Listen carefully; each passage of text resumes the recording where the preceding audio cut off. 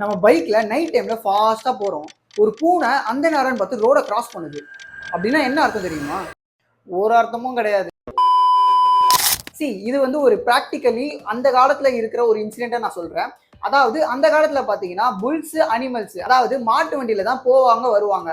அப்ப என்ன ஆகும்னா அந்த டைம்ல மாடு வண்டியில போகும்போது அந்த பூனை வந்து கிராஸ் பண்ணி போறப்ப அந்த பூனையோட கண்ணு வந்து க்ளோவிங்கா இருக்கும் ரொம்ப.